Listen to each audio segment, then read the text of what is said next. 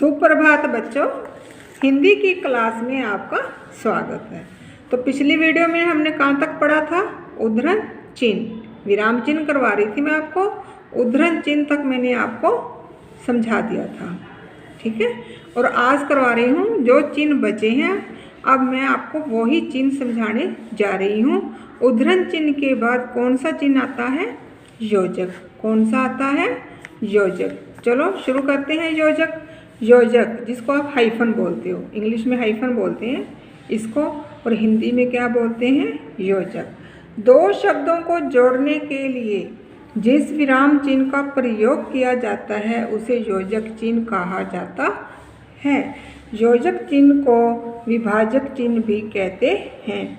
योजक चिन्ह को विभाजक चिन्ह भी कहते हैं।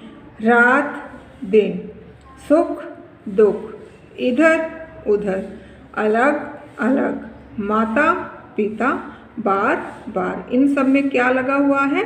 योजक चिन्ह। तो देखो, आइए योजक चिन्हों के अन्य उदाहरण देखें। तुम प्रथम आने के लिए रात दिन मेहनत करो। तुम प्रथम आने के लिए रात दिन मेहनत करो। हमें वस्तुओं को यहाँ वहाँ फैलाना नहीं चाहिए। हमें वस्तुओं को यहाँ वहाँ फैलाना नहीं चाहिए। ये तो था आपका योजक चिन्ह। अब आ जाओ काकपद। काकपद ये शायद पैर में लक्षर के नीचे लगता है ना, काकपद, ये वो चिन्ह है। लिखते समय किसी शब्द या वाक्यांश के छूट जाने पर उस स्थान पर इस चिन्ह को लगातार उसके ऊपर उस शब्द या वाक्यांश को लिखा जाता है। इसे काकपद या हंसपद कहा जाता है। क्या कहा जाता है? काकपद या हंसपद। देखो, कमल का फूल होता है, लाल लगाया नहीं है, तो लाल के नीचे क्या है? इन्होंने वो चिन्ह लगा दिया और वो उसके अक्षर के ऊपर लिख दिया लाल।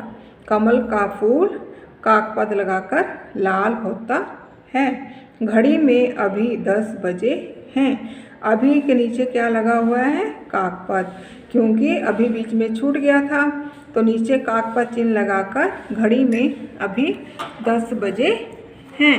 काकपद चिन्ह आ गया ना आपको समझ में अच्छी तरह। अब देखो लाघव चिन्ह। लाघव चिन्ह शब्दों को संक्षिप्त रूप में लिखने के लिए लाघव चिन्ह का प्रयोग किया जाता है।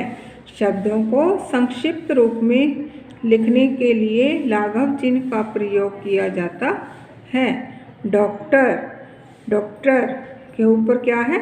लाघव चिन्ह लगाया हुआ है। Pandit, professor, master of arts, professor के आगे क्या है? लाघव चिन्ह। मास्टर ऑफ आर्ट्स सभी में लगा हुआ है लाघव चिन्ह। डॉक्टर में लगा है और पंडित में लगा है लाघव चिन्ह। ये होते हैं लाघव चिन्ह।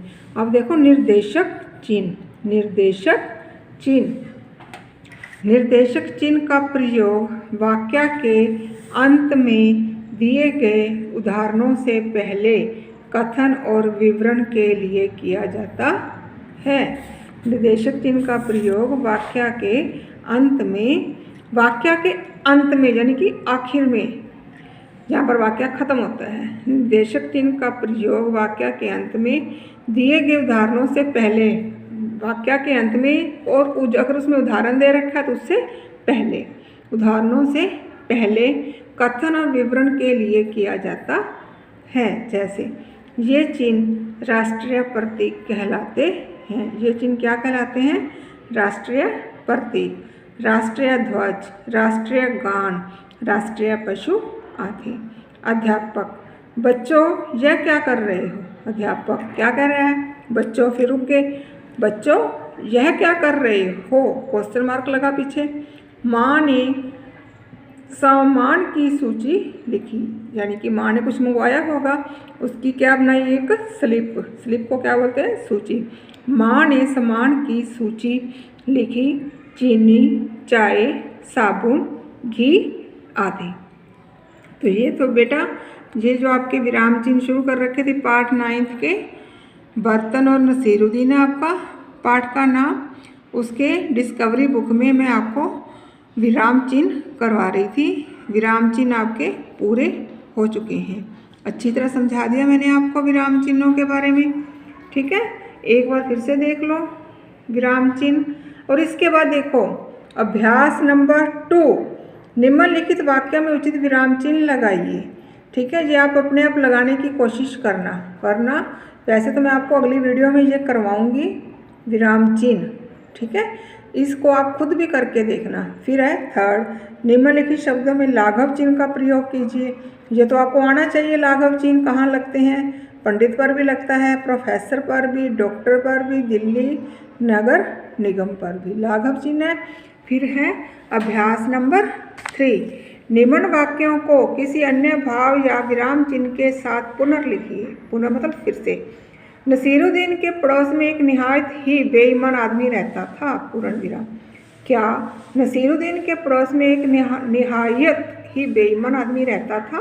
प्रश्नवाचक। ये है आपका प्रश्न। इसको आप करने की कोशिश करना।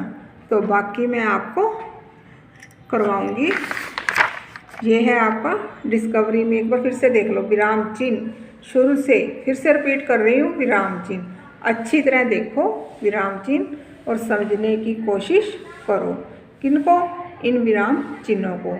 अगर विराम चिन्ह आपको आगे, तो आपको आगे व्याकरण में किसी भी तरह में कोई भी सेंटेंस लिखने की दिक्कत नहीं आएगी। अगर पास में होते यहाँ तो बेटा मैं आपको बहुत अच्छी तरह समझाती। एक बच्चे को नाश पूछती, बेटा आया आपको समझ में या नहीं आया, सेंटेंस लिखकर बाकायदा समझाती मैं आपको।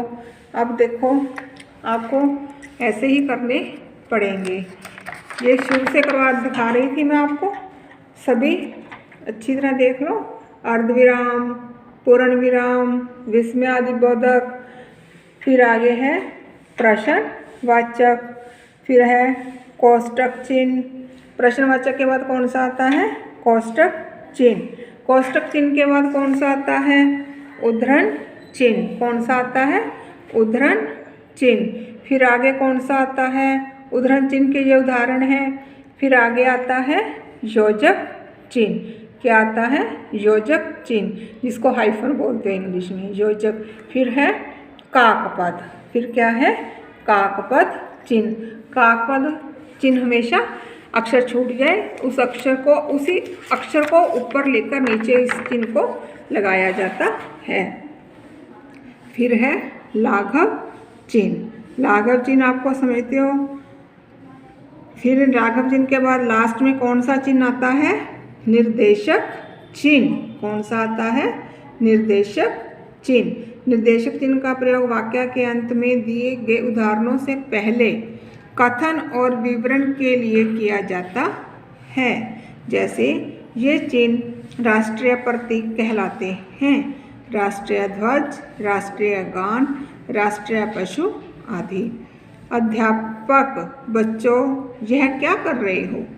माँ ने सामान की सूची लिखी, चीनी, चाय, साबुन, घी आदि। ये तो थे निर्देशक चिन्ह, लाघव चिन्ह। और इसका सबसे लास्ट में कौन सा चिन्ह आता है?